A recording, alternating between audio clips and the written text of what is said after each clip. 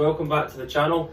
In today's video we're going to talk about an indoor golf tip that you can use that's going to explore different types of short game shots when you're on the golf course. So we're going to think about the club head and the grip end of the club, how they interact differently through impact that's going to help you achieve a different trajectory of shot. One thing we do see, if you think about the grip end of the club and the club head are addressed there at the same angle. If you want to hit a low shot, get the grip end of the club slightly leading the club head, that's going to help you reduce the loft. But it's going to help you hit that lower pitch shot that runs up the green that everyone wants to achieve.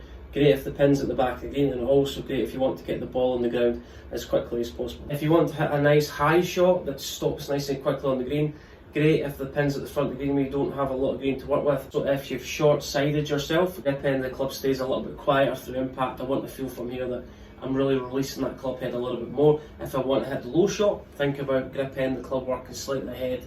The club head right palm feels like it's more down towards the ground. Like I hold that angle a little bit more. Great if you want to hit that low chip shot that runs up the green. So if you want to hit that lower shot, just think about grip end of the club slightly leading the club head, right palm down towards the ground, and then just a shorter release.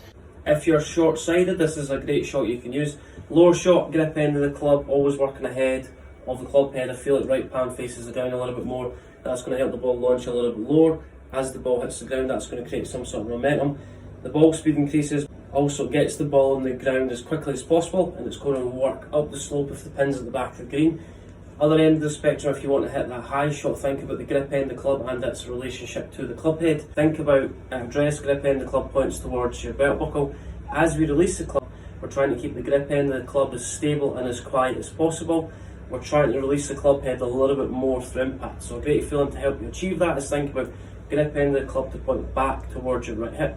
We're going to release the club head a little bit more. That's going to help us increase the loft, also increase the bounce, and it's also going to allow contact to be a little bit lower in the face. So high shot grip end of the club stays pointing back towards your right forearm impact. So if you want to create a high shot, think about grip end of the club pointing back towards your right forearm impact. Allow your right palm to face the sky. If the right palm faces the sky, the grip end of the club's going to fall back towards your right forearm. In turn, that's going to allow us to release the club head. Also keep that club face nice and open, but also maintain the loft on the club face. So lower shot, grip end of the club working a little bit more ahead of the club head, right palm facing the ground. Higher shot, grip end of the club to fall back towards right forearm. Grip end of the club stays a little bit quieter through impact. Releasing the club head, two feelings that's going to help us achieve that. Grip end of the club to fall back towards right forearm, right palm facing the sky, and then through impact, we're really just thinking about keeping the loft on the club face. As we release the club, nice high shot, right palm facing the sky, keep the loft on the club face. That is a great indoor drill that you can explore. It's going to help you develop an understanding. If the pin's at the back of the green, we want to create a lower shot. If there's a slope to go up, if there's not a lot of trouble in front of you, get the ball on the ground as quickly as possible. Other end of the scale, for a bunker, create a little bit more elevation. We want to feel grip end of the club falls back towards right forearm, right palm faces the sky. That's going to help us release the club head a little bit more effectively. Catching raindrops analogy, that's going to help us maintain the loft of the club face.